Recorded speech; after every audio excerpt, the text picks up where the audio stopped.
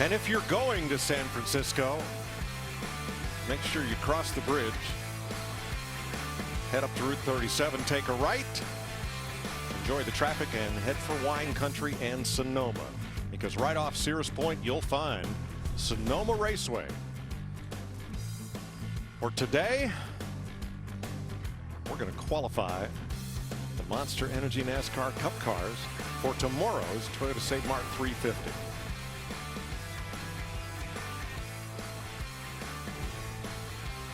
It is a picture-perfect day with a cloudless sky and a light breeze and cool 70 degrees. It was about 20 degrees hotter here yesterday, both ambient and the track temperature. So welcome to Wine Country. Mike Joy, Darrell Waltrip, Jeff Gordon with you for what is going to be a wild two-round knockout qualifying session. So to get a really great lap around this road course, what's it going to look like? It's going to be ugly.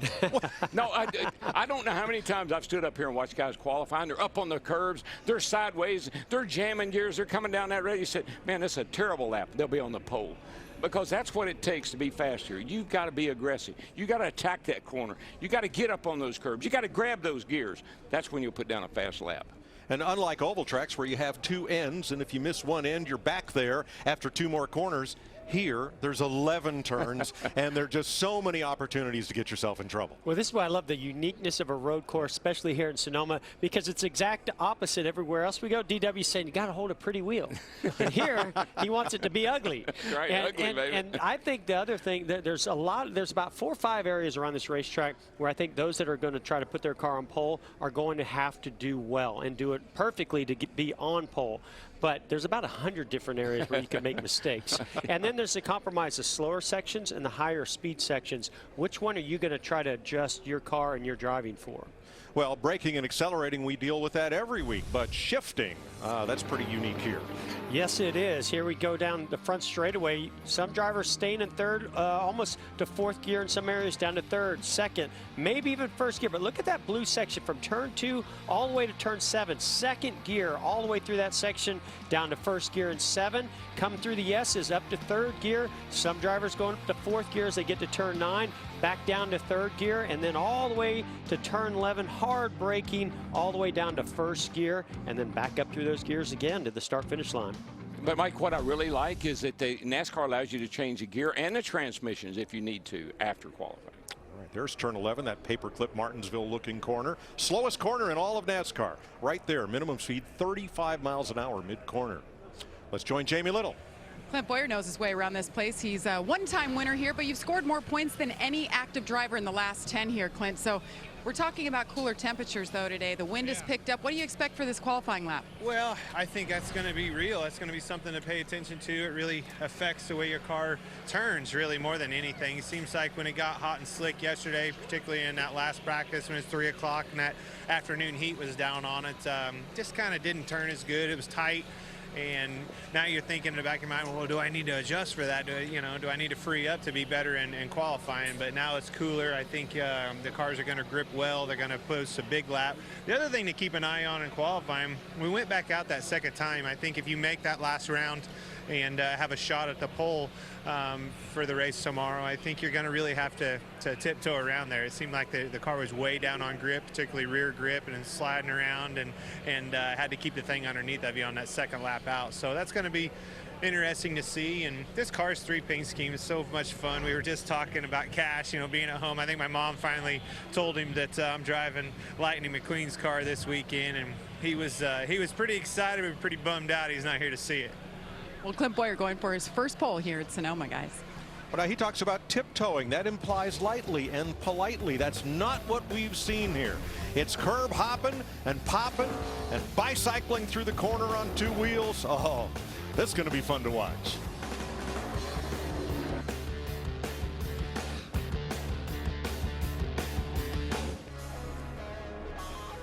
Dare I say it?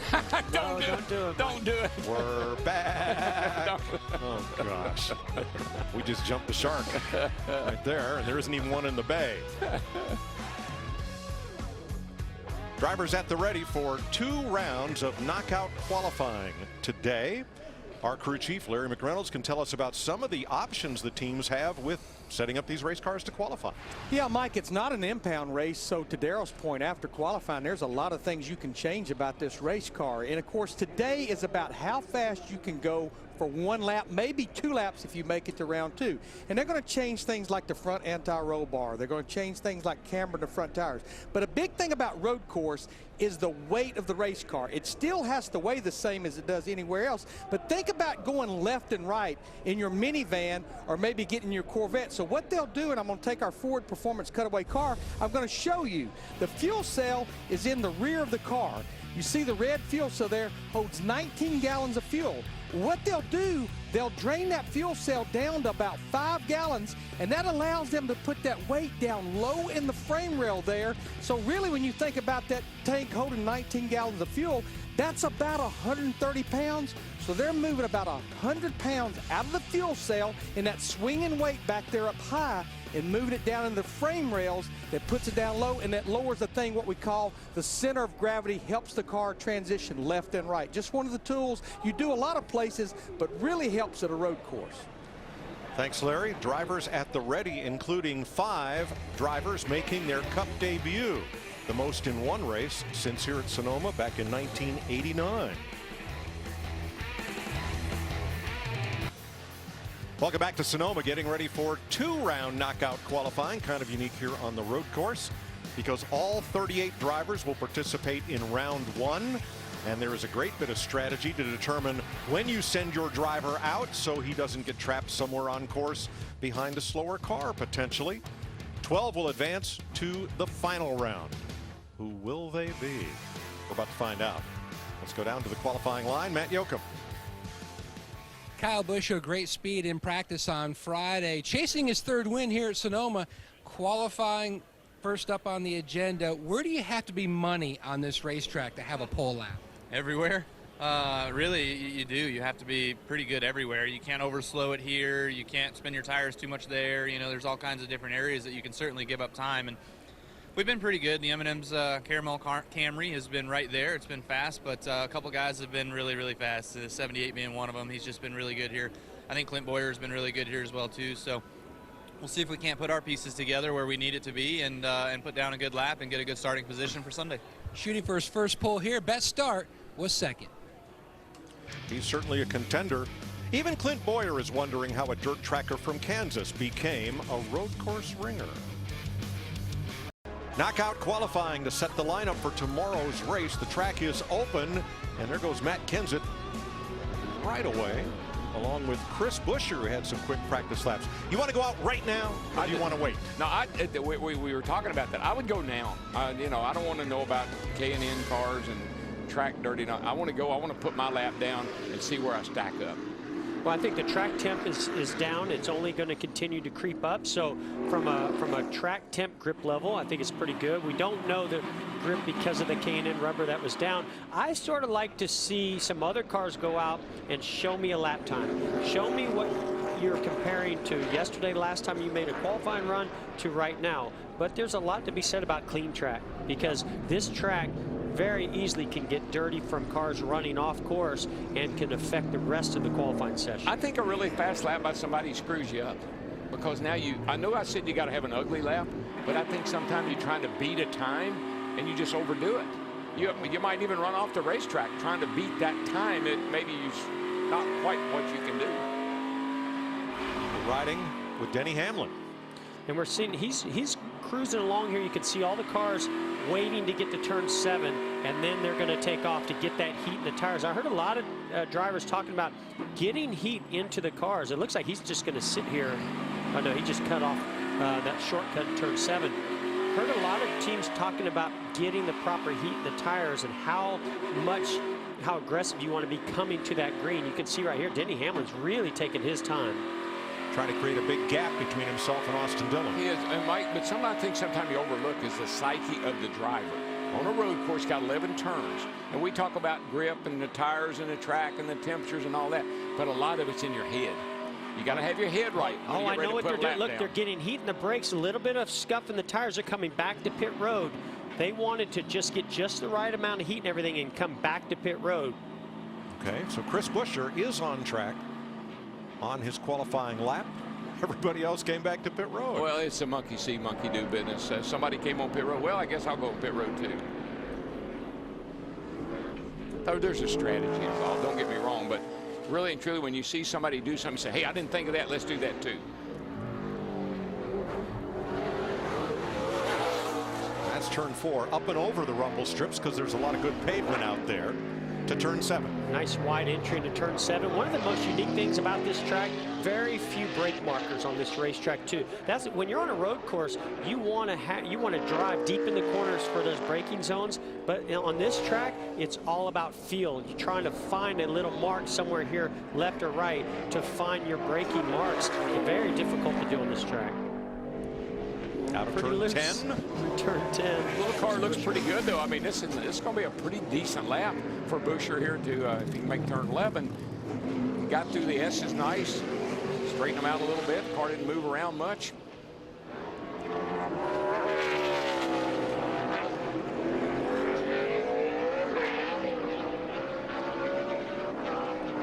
We talked about the turn 4 braking zone and how you could use that bonus pavement on the outside. Here's Ty Dillon. Whoa. He used a lot of curbs. I swear, I don't know how you keep from running that wall. You are headed right for that thing every lap. Well, and the tricky thing about turn 4 is if you don't hit and just clip that curb on the right side, you miss the corner completely and you run really wide. So you want to clip it, but boy, when you clip it as much as Ty Dillon just did, it really upsets the car. Chris Buescher 116 flat. That's half a second better than he practiced. Here is road racing ace Boris Said. So smooth watching Boris. He does such a nice job keeping the car under control in the braking zone and through the corners. Well, listen, this guy has taught and helped so many young drivers and really older drivers as well learn how to road race. He is a great teacher. He knows the technique and he's really good at explaining it and then helping a driver go out and apply it. His last 13 Cup starts have been on a road course. He won the pole here in 2003 and has 5 top 10 finishes. Now that's at the top of the S's, the turn 7 cutoff, where Dale Jr. has parked to get a gap. Yeah, but I like that because remember back when we had a single car qualifying, we would go up the drag strip and then we would cut, cross, and come back down through the S's to get a little bit of heat in our tires. And basically that's what Junior's doing. He's going to get a little bit of heat in those tires as he comes to take the green. This is Josh Balicki making his Cup debut. He has 4 Xfinity starts, raced in SCCA Majors and IMSA Continental Tire, and NASA Pro Racing. He's a road race instructor up at Road America in Wisconsin. Josh chosen, sorry Mike, to run 2 laps. So that first lap was a 17.5. He picks it up about 4/10 on that second lap. Jamie? You watch the way Boris drives, the personality. He's so young at heart. The guy is almost 55 years old, and he said, I love racing. I still have that competitive edge, but I think after Sonoma, he'll do Watkins Glen, and then that will be it. He wants to hang up the NASCAR thing. He's loved it. It's been a great ride, but he said it's just time. 16 starts here at Sonoma, 5 top 10s. He was a contender to win this race a couple of times.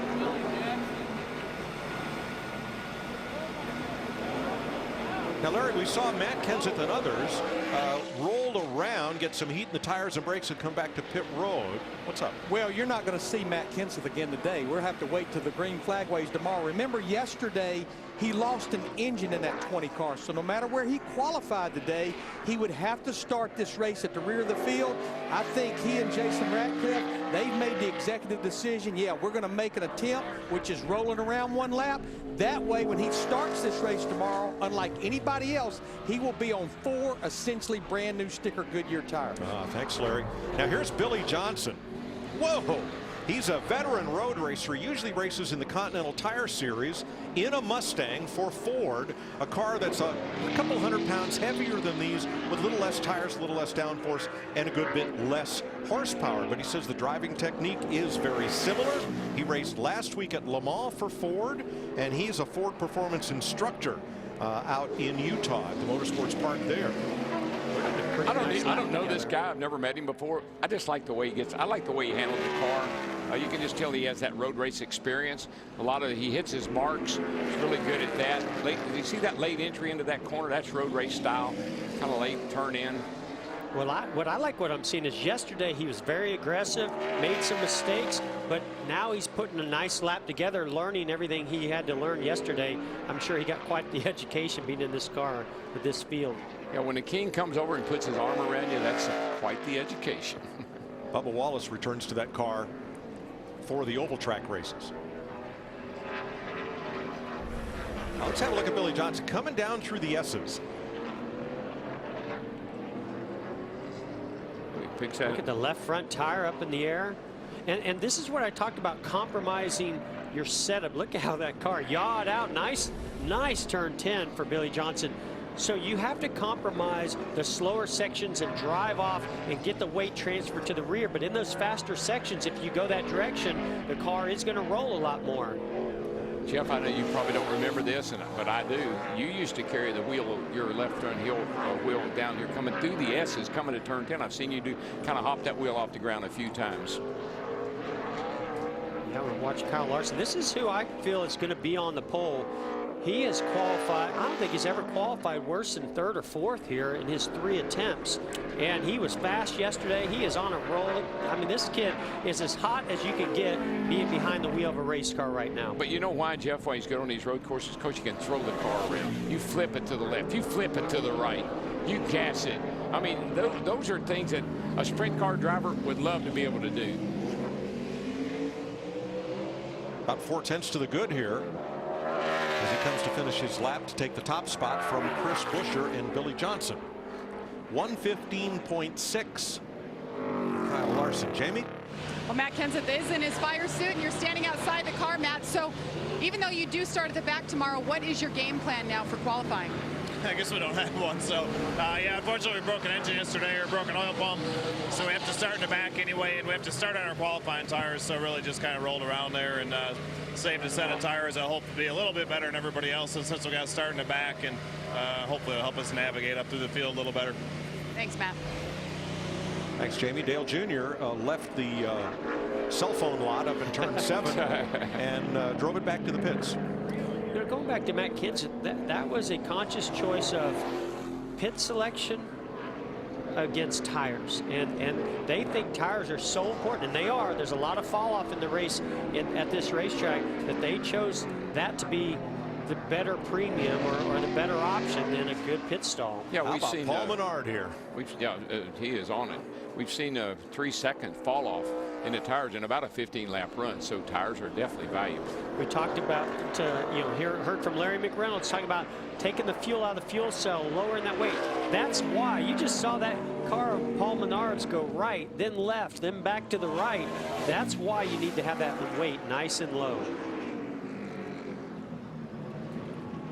Menard's working on being second quickest here to Kyle Larson. I will say, I think that was a conservative lap out of Kyle Larson, because I really expected him to go faster than that under these conditions based on what times we saw yesterday.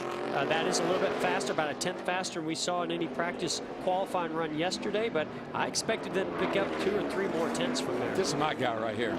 I think this is the guy that's going to get the pole. He is a great qualifier here. And he has been so aggressive this year on the oval tracks. His background is go-karts. We know he's a great road racer. Great turn 11. See how aggressive he was into the braking zone? Got the downshift and made the corner nice and got a good launch. Chip Ganassi Racing, top of the chart, positions 1 and 2 by 3/10. McMurray takes over the top spot. We're at P1 right now. 42 ran 64. Car 1, P1. Kevin Harvick on a flyer. Coming through those S's. This is a very fast section. Turn 9, turning left into a fast right-hander in turn 10. And working it too, man. Look at him work that wheel. Busy in there. A friend of mine texted me this morning. He's done a lot of road race schools here at this track, and he says, mistake in turn 9, crash in turn 10. He says that is the mantra here. That's it. Harvick's going to be close. Is he going to slot between the two Ganassi cars? Yes, he is. Second for Harvick. A.J. Allmendinger is another one of the favorites for the pole here. Now, right now, he's in second gear. He's going to drop down to first gear here in turn 7. One of the slowest parts of the racetrack, besides turn 11. First gear up to second gear, up to third gear. Hopping over that curb through the S's. Well, he stayed out of a long time there, but it's, like I said, you never know. Carries third all the way through turn 9. Third gear here through the right-hander fast. Turn 10, slides that back end out. Now, some drivers use fourth there. He uses third. Yeah, I've seen a lot of cars just use third gear this weekend. All the way down to first gear. Getting off this corner, very important. Up to second, up to third. Across the start-finish line. Good lap, buddy. Good lap. Third quickest. So Allmendinger. 95, just about to the line. He's come to the green. 32 is about. Allmendinger will likely advance, be one of the 12 that advance. And a little different approach there. He didn't charge that final corner. He was on the brakes early so he could get off the corner quickly. Well, you can make a big mistake over driving turn 11. I think he knew he had a pretty good lap together, and he wanted to be conservative there. Save that aggressive move in turn 11 for the final round. That's what I was thinking, Jeff. You're not going to, if you've got a good lap going, you're going to save a little bit because you got to go out and do it again. And so if he did maybe underdrive turn 11, they will talk about that, and he will drive in there a little deeper. That's final road round.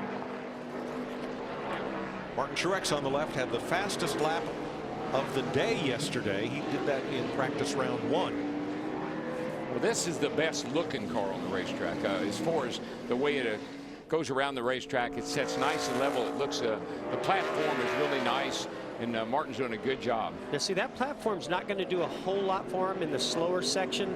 Now he gets to turn 4 and gets off of turn 7. Watch for the speed in this car to start to show up, because that platform is really going to pay off when the downforce matters as he comes down the hill through these S's. He picked up 2/10 on McMurray just in those 2 corners, Jeff, like you said, I just like coming out of 8. I like the way he jumps across the curb. Most of the guys, cars kind of go crazy. It just jumps those curbs and never gets out of shape. Fast and smooth. I mean, he's using every bit of the racetrack, which means he's getting every bit of the speed out of the car he can, but the car just looks so stable. Really didn't see the speed I expected him to show us through the S's and down the hill. He may not advance. I agree. He might have to go a second time. That's a bit of a shocker given practice yesterday. Well, 8th quickest for Truex, 1:16.1, so he's got a little bit of a cushion to 12th. Earnhardt Jr. up to 5th, so it's going to knock Truex back a little bit more. So Jimmy Johnson on the bubble.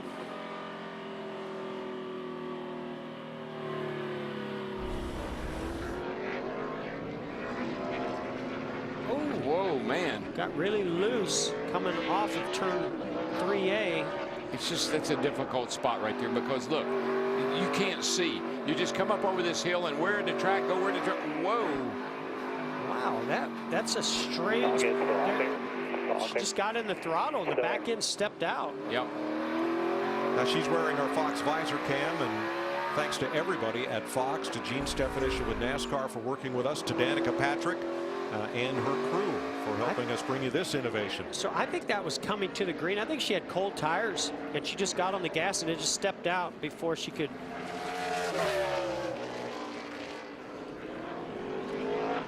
Chase Elliott just goes #1 in a backup car. Didn't see that coming. I didn't either. Well, I'm going to tell you something. Now here's Danica putting that lap together. I still believe that was on her out lap, but she is putting a really nice lap together here now, coming down through the S's. Dale Jr. just came by 10 slow, but I think he's coming to green looking for a gap.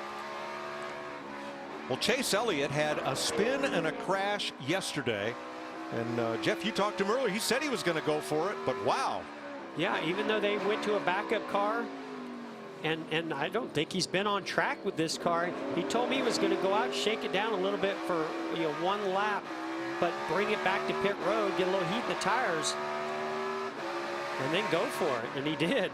Jeff, I watched that car yesterday. Oh, fourth for Danica. She finishes up. Here's what Wow, happened to what Chase a great yesterday. run. I watched this car yesterday, Jeff. This car was not right. This car never was right. I didn't think it looked good on the racetrack. It bounced around, it moved around a lot, and then, of course, you see the end result here. The car this morning looks exactly like it should. It's down, it's not moving around, it's not jumping up and down. I really like the way this car looks. So here's his qualifying lap today. See, the nose is pretty level here, brakes straight. This car was not doing that yesterday. Well, I love the fact that he didn't let what happened yesterday hold him back. And you know what? I think he beat himself up a little bit. I think he felt like he had a really good race car and he made a mistake. And this run he just had there is to make up for the hard work that that team has put into that race car and unfortunately was lost in that race or in that wreck, and he's ready to rebound. Martin Truex is on the bubble against Kyle Busch and Ricky Stenhouse. Well, you'd hate to have to go out again, but Martin Truex is going to have to go out again. Stenhouse finishes up 14th. Kyle Busch is second, and that knocks out Truex. It moves Chris Buescher onto the 12th spot, the bubble. Matt? And Mike, we saw a handful of cars go out and put some heat in the tires. Jimmy McMurray was not one of them. What was the grip level today compared to yesterday, Jamie? Yeah, I thought our Cessna Chevy was good. I didn't feel like the grip level was significantly higher.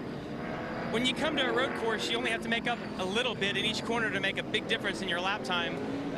And I won't lie, I was a little nervous when I saw all those guys go out and warm their tires up, because when you leave the pits, it is pretty sketchy until you get to turn 11. And last year the 27 did it and ran a good lap in the first round. So I was second guessing kind of what we were doing, but overall it's a good lap. The track's going to continue, I think, to get faster. The next round will be interesting though, because the tire fall off here is huge. And it'll be a big deal just, I think, to back up the times we did here. Still P3. McMurray has 3 poles here, including 2 of his last 3. Wow.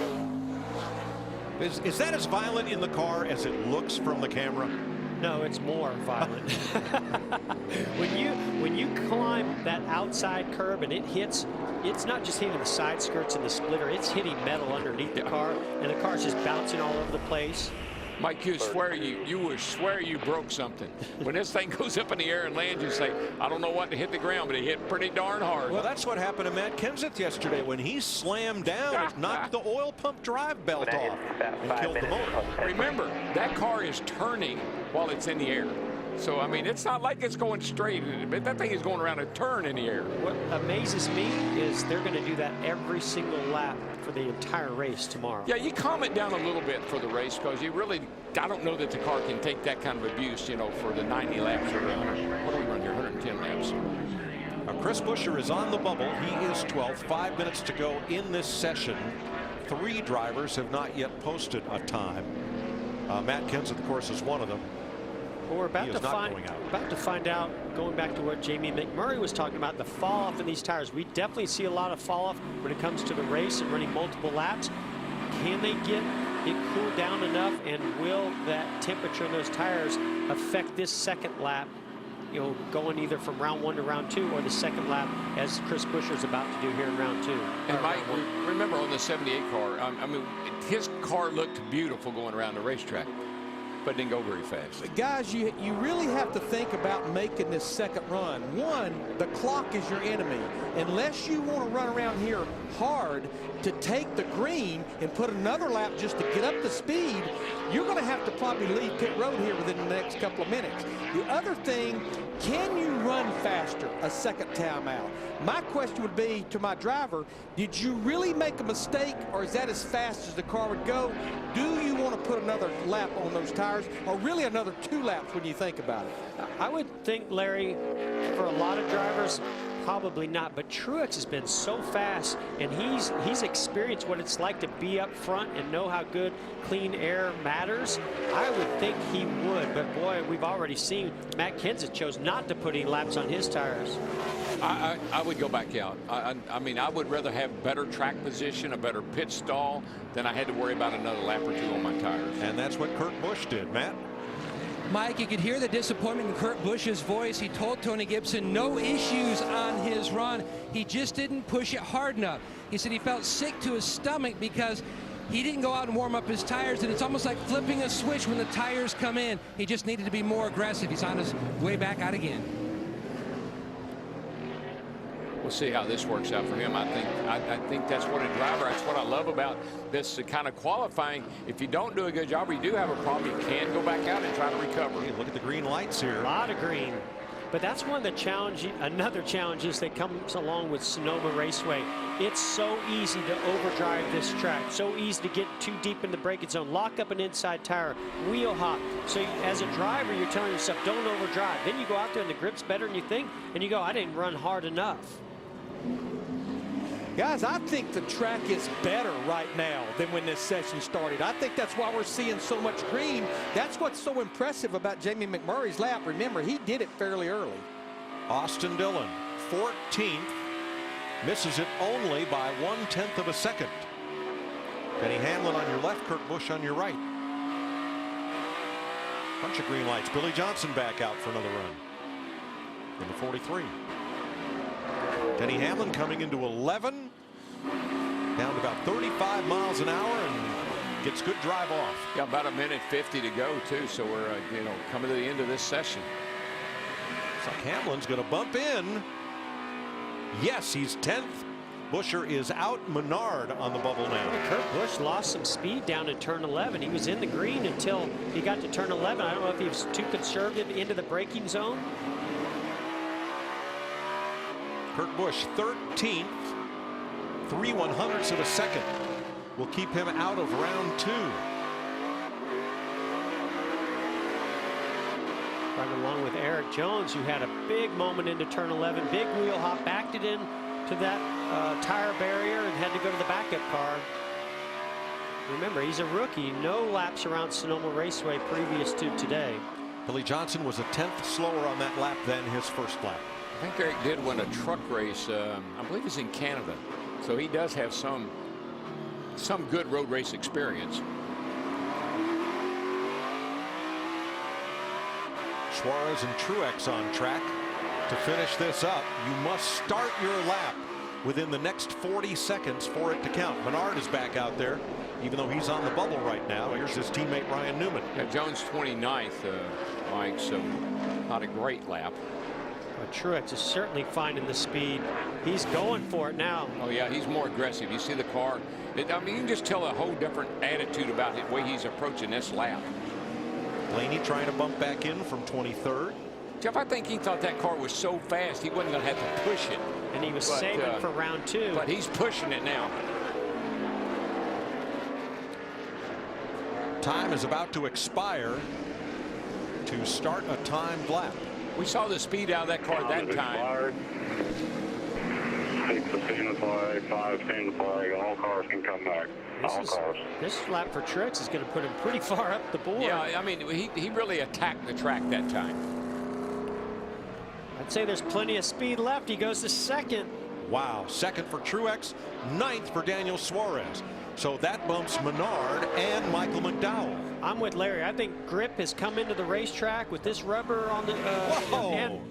Sorry, go ahead, Mike. Chris Buescher to 5th. Wow. How about that? He bumps Denny Hamlin. Joey Logano overdrives turn 11. Wow, he missed that. He missed that turn big time. So now it's Bowyer on the bubble. No, Blaney is in. Bowyer is out. Earnhardt on the bubble.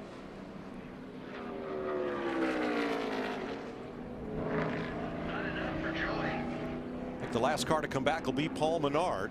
I mean, trying to bump back in. Got crazy there at the end, guys. Does not make it. We thought it was just going to be exciting watching him bounce off the curbs going left and right. Heck, it was more exciting than I anticipated just by the laps that they're putting down at the end. Chris Buescher, the young man from Texas, top 5. Daniel Suarez, the rookie, top 12. Chase Elliott, Martin Truex, Kyle Busch, fastest. And that's just round 1. Whoopee.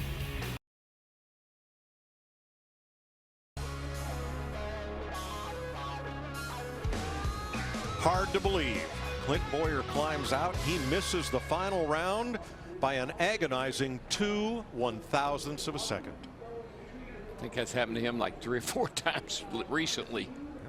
Denny Hamlin missed it by 2/10. So these positions are locked in for tomorrow's race here in Sonoma. Boy, it's a bunch of good race Things cars. were Hey, Michael McDowell, 16th. That's a pretty good run for that Things 95 were happening car. at such a frantic pace at the end. I don't think anybody could keep up with how much speed was being gained that second time out by a lot of these cars. Well, the track definitely picked up for those who, many of those who chose to make a second run. Oh, yeah, we saw that with Truex. Good grief, look where he went. So they're your two fastest. Chase Elliott in a backup car after multiple problems yesterday, a spin and a crash. Jamie? Well, Denny Hamlin will start 14th for tomorrow's race. What was that lap like? Anything happen, or was it just what you had? A little bit about what we had. It just, for some reason, it's hard for to come in cold turkey and do it for one lap. I actually aborted the first run that we had. I felt like we were a little bit off, and you know, we should have probably ran a 550 there, but I didn't get through the S's quite as good as I should have. But overall, the FedEx Ground Camry has been fast all day yesterday in race trim, and so definitely looking forward to tomorrow. And with the stages and everything that goes in play, the field's going to be flip-flopped all day long, and we just hope to be on the right end of it at the right time. Well, a year ago here, this was your race, and I think it was right here. You just overdrove it a bit. How much have you thought about that moment and coming back and being in that position again? You know, I don't really think about it till you see highlights of it, or, you know, you come back to the racetrack and see it, and you wonder what you could do differently. But really, I was fortunate to be in that position. Tony made the mistake first to let me get there, and then I made the mistake on the last corner. So it was fun. It was a great battle. Definitely one of the greatest finishes here for sure. But we would like to be on the right side of it, but we'll get ours eventually. You'll have another shot at it tomorrow. Mike? Thanks, Jamie. Here's what Denny's talking about, battling Tony Stewart down into turn 11. And you heard him say Tony made a slight mistake, overdrove turn 7. That gave Denny the lead, and then Denny drove too deep into the final turn and made that mistake to give Tony the win. Yeah, Denny roughed Tony up to get the lead, and Tony roughed Denny up to win the race. Final win of Tony's Cup career. Matt? Mike, Brad Keselowski rose off 23rd in the deuce, and a good debrief with crew chief Brian Wilson filling in for Paul Wolfe. What was your biggest challenge, Brad? Just really tight.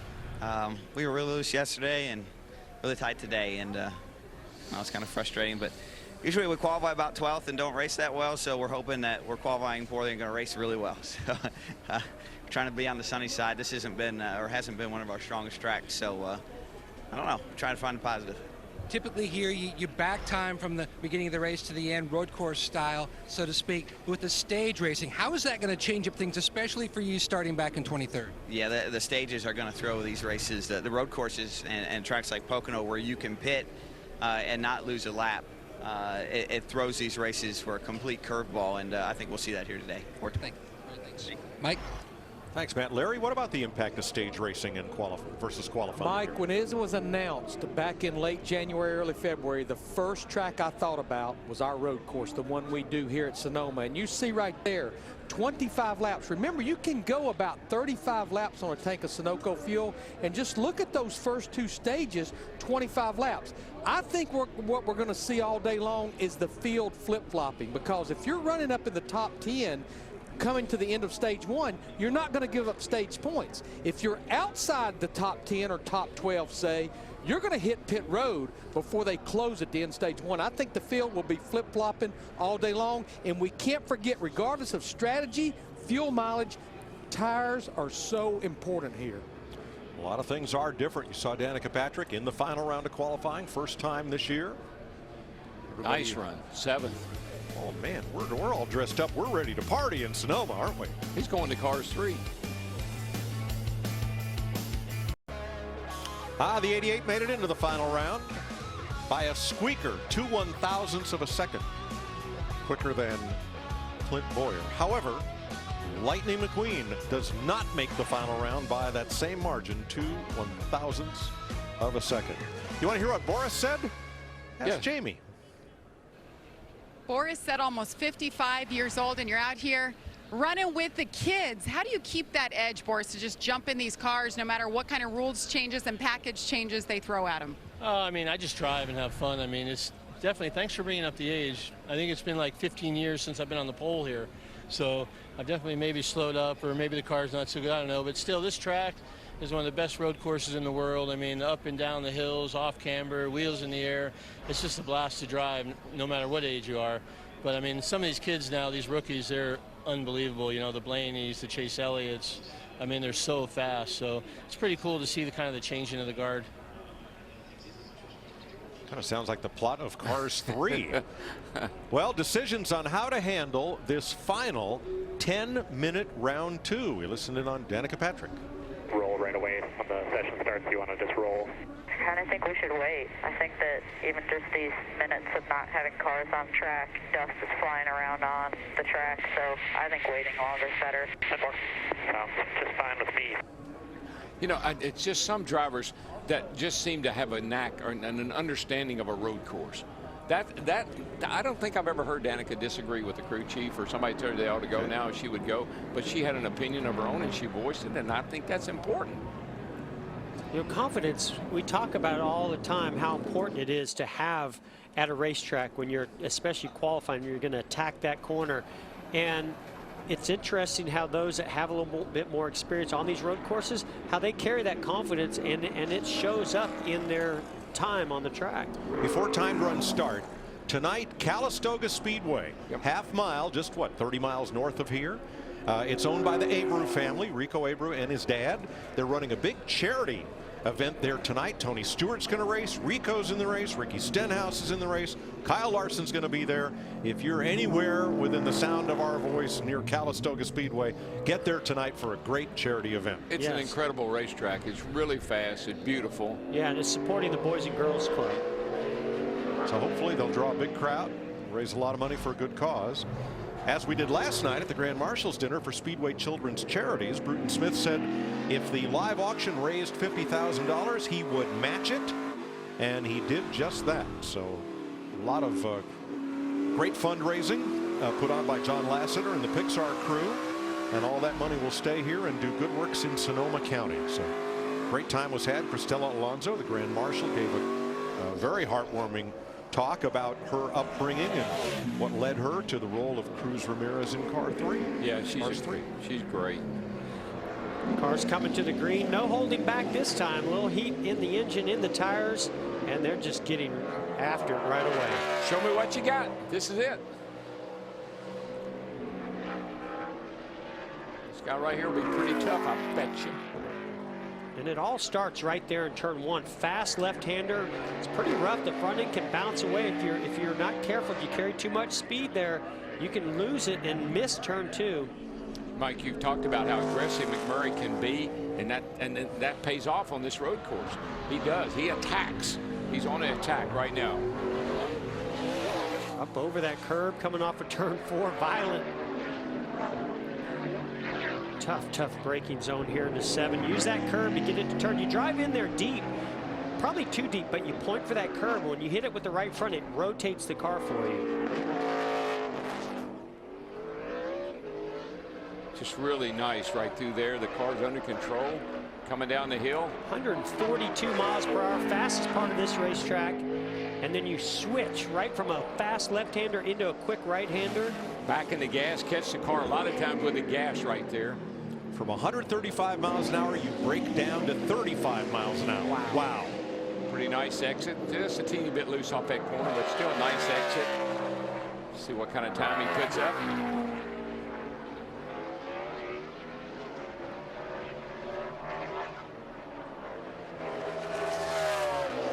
15.2 for McMurray. That is just a 10th off of what Chase Elliott ran in round 1. Pretty solid, very solid lap. And a little quicker than his round 1 lap, about a 10th quicker. Those speeds that we talked about, going down to 35 miles per hour turn 11, shows you why that braking zone is so important. You can lose a lot of speed or gain a lot of speed versus the competition. Yeah, I mean, in that corner, turn 11 there, you feel like you're just, you basically feel stopped right in the middle of the corner.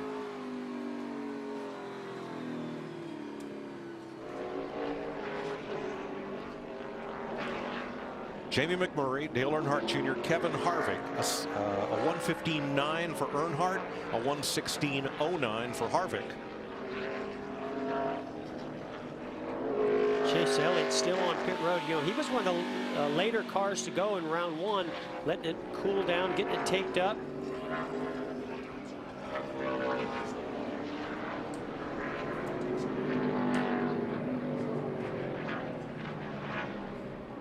Got the 78 car here, which was second quick in that first go-round. See what he can put down. You see him making that big arc into turn 11 to get a straight shot off and launch off of turn 11 to carry as much speed to turn 1 as possible. Yeah, and that was really a nice launch. Came out there with the car pretty straight.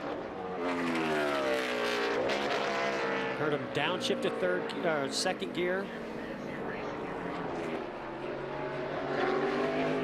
This car just looks, I don't know, I know it was second quick, he had to go back out. But this car just looks like it'd be fun to drive.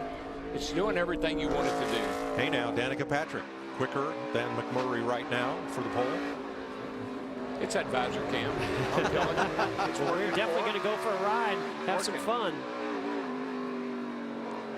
I hear a violent crash into those bam, skirts. bam, bam. And you feel that too, Mike. I am so impressed with the lap she's putting together. It's clean, it's aggressive, and it's fast. Yes. Getting down through here, nice. But that's a lot of work on the wheel right there. She went up to fourth gear. She'll probably go down to third. Yep, back down to third through the right-hander. Back in the gas pretty well there. Let's hear her go through her downshift into 11. What she can do here. Just a teeny bit of, not violent wheel hop, just a teeny bit once you caught gear. Oh, she really got through the Good center launch. of 11. Yep. AJ Allmendinger on the right. Truex to second. A minute 15.4. Danica to third, Mike. Nice run. Really nice. Sorry, we've got some latency in our in the timing and scoring that we're receiving from NASCAR. So took a little while to get caught up now. Dale Earnhardt Jr. now fourth. McMurray, Truex, Patrick, Earnhardt, and Harvick are the 5 drivers that have completed a lap. Third for Kyle Busch. 6 1,000ths off of Truex's lap now. Fourth for Allmendinger. Let's have a look at Dale Jr. turn 4, where he says he uses first gear. Yeah, I know he said that, but ooh, that's a lot of curb. He got every bit of it. That's so far up, he almost needed a landing gear. yeah, he lifted there. And I don't mean the throttle.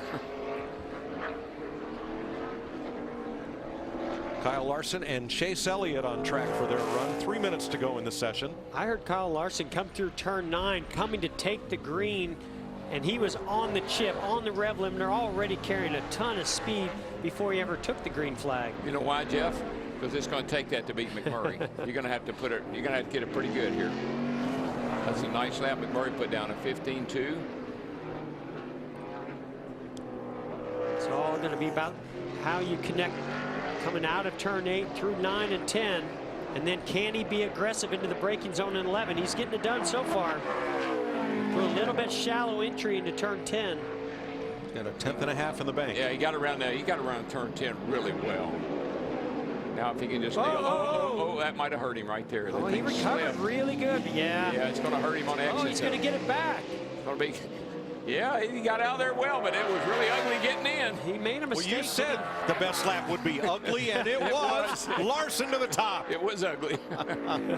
Almost backs up what he ran in round 1. He beats McMurray, his teammate, by 7 100ths of a second. That's pretty cool. Sorry, I meant backed up what Chase Elliott ran in round 1. Elliott is 7th.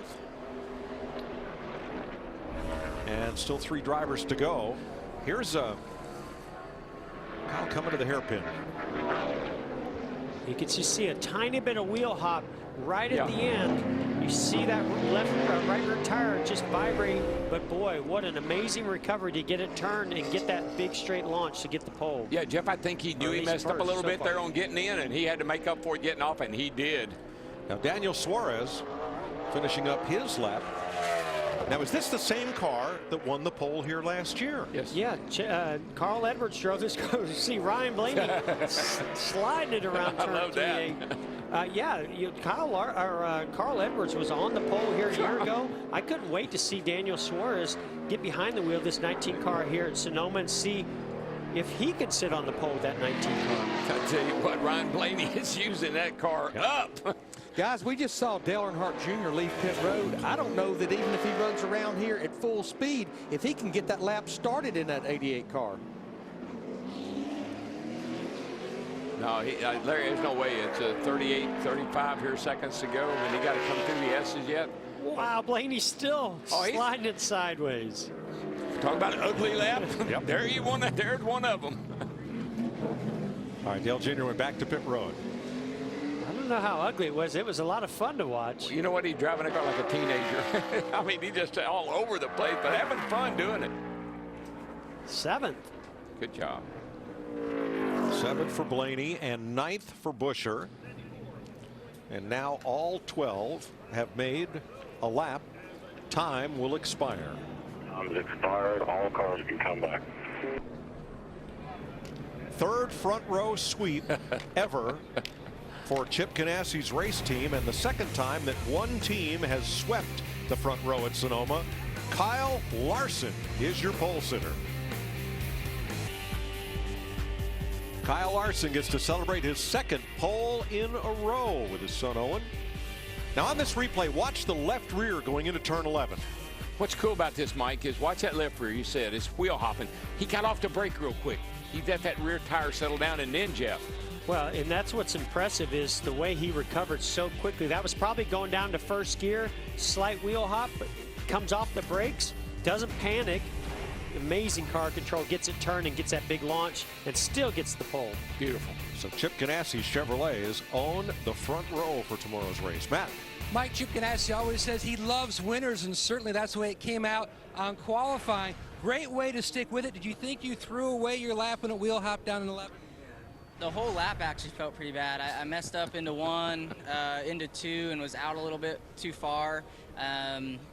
And I felt like I gave up enough there that I wouldn't have a shot at the pole. I thought maybe I'd maintain and run about the same lap time as the run previous. So I was surprised when I saw the teen pop up on my dash, and happy about that. So this is cool to get a pole on a road course, my home state. This is my closest track to Sacramento or Elk Grove where I grew up. So lots of friends and family here.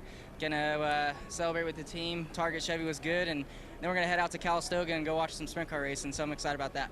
One from the pole last week at Michigan, Jamie, hoping for his first road course win. And it's his best start of the year. Jamie McMurray just beat by your teammate there. On your run, though, Jamie, did you feel like you got everything you possibly could? Well, I don't know that you feel like you got everything, but our Cessna Chevy was good both runs, and we made a little adjustment for the scuffed tires. I was really happy that we were able to run quicker than we did on stickers. And I thought I did a really good job. I mean, I don't feel like I gave up. There wasn't a corner that stuck out. The first run, turn 7, I messed up, but overall, that was a really good lap. Kyle just got a little bit more. I thought he was gonna give it back to me in turn 11. The lap tracker is painful when you go first. It's horrible to have to watch that, but that's cool. That team's been on a roll, and our whole Chip Ganassi racing team's been pretty awesome this year. I know Chip went back to Road America today to see Mike Hall for his 25 years with the company, which is awesome. So I'll be getting a phone call soon. He'll be pretty pumped. All right, Jamie McMurray, he's on a roll too. His first front row start this year, Mike. Nice run for Jamie Mack and for Kyle Larson, who picked up half a second over round 1 to beat his teammate for the pole by 7/100ths of a second.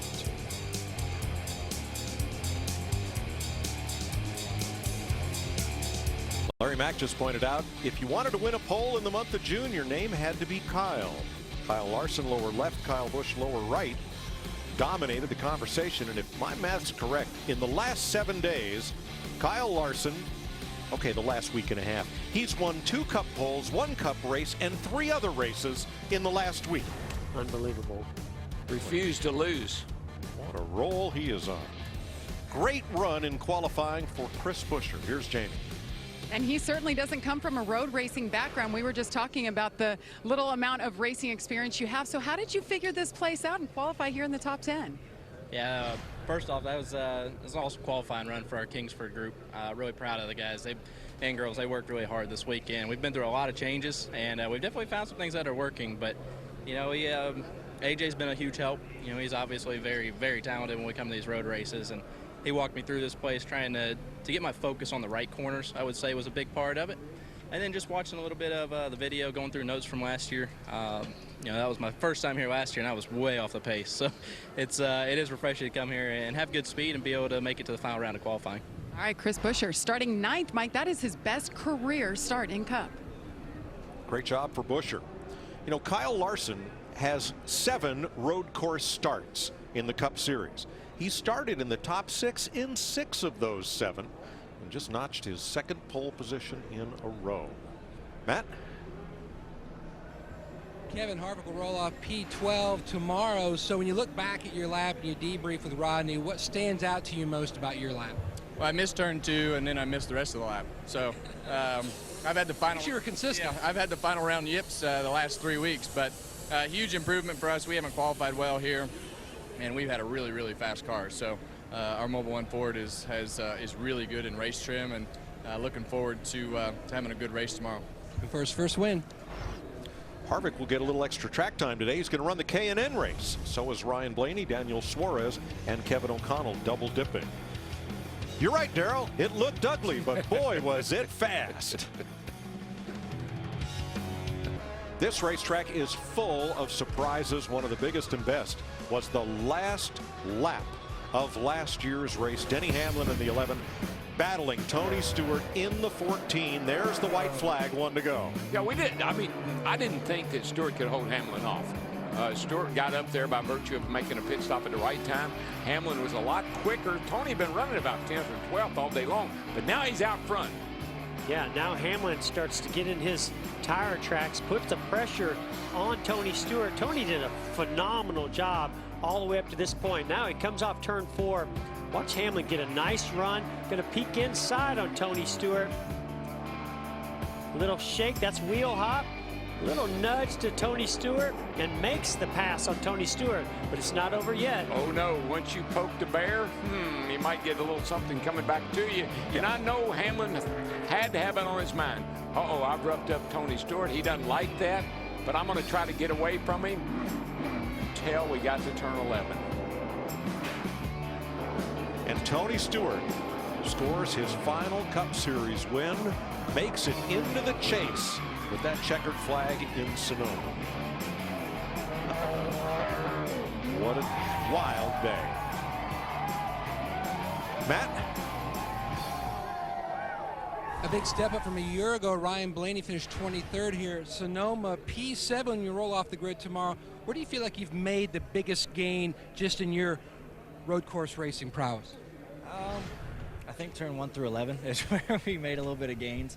A lot better than where we were last year. We kind of lost last year, and me kind of more than anything, just not really knowing how to drive this place because it's so slow and you need a lot of finesse. And last year we were just kind of, everything is so fast and you can't really slow anything down. Where I think you get a race at a tough place like this and you can kind of sit back and realize what you need to do different. And we still got a little bit to go to be, running for poles and wins up here. But it's nice to start where we can at least see the front this year. Last year we couldn't even see the front. So it's a good starting point for sure. And it's just about putting a whole race together. That's a tough thing. And hopefully we can stay up front all race and see if we can get this motorcraft quickly forward. A good finish here.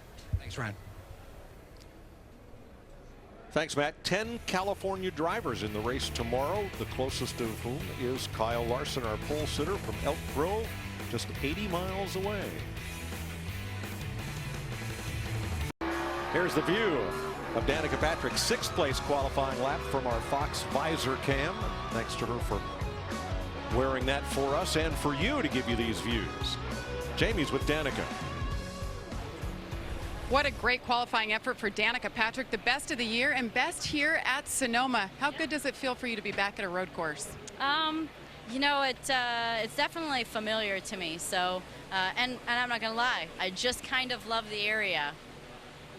And should I make my joke that I promised I was going to? Yes, make the joke. That I had a glass of my wine before I went on track, and that's why I did so well. No, I didn't. But no, it's good.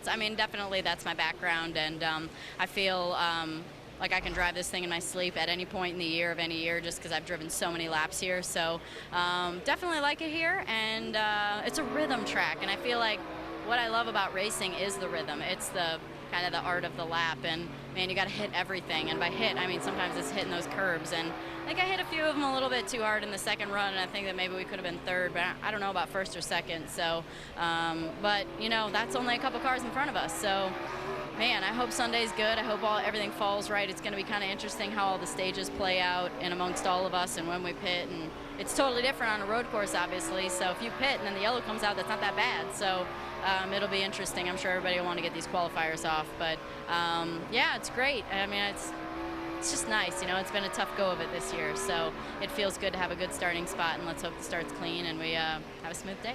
Well, it's been fun watching you from the onboard camera, too. So Danica Patrick will start 6th. Just as smooth as all the wine out here.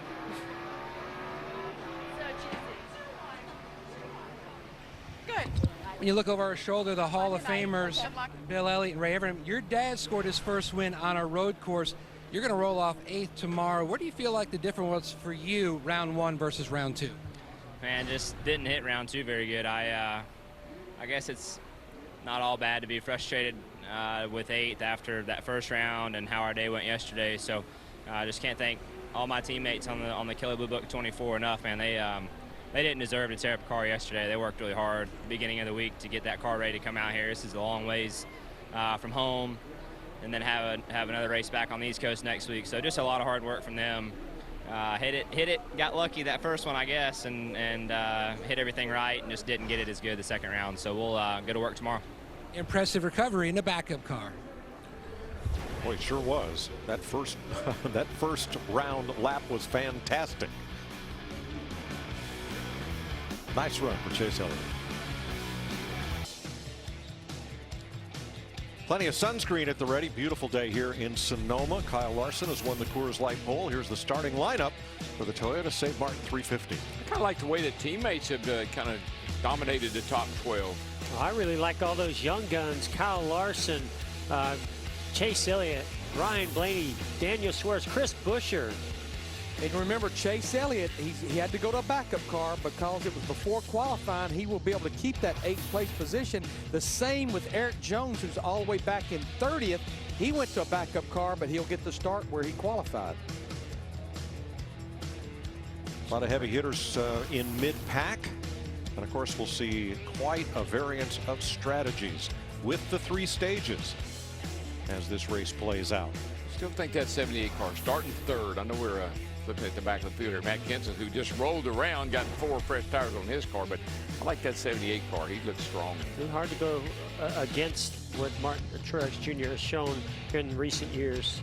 Tonight on FS1, Xfinity Series qualifying from Iowa, followed by NASCAR race day and the race. And at midnight, NHRA qualifying from Norwalk at midnight tonight. So still a lot of racing on FS1. But coming up next, it's a National League showdown as the Brewers take on the Braves in Atlanta right here on FS1.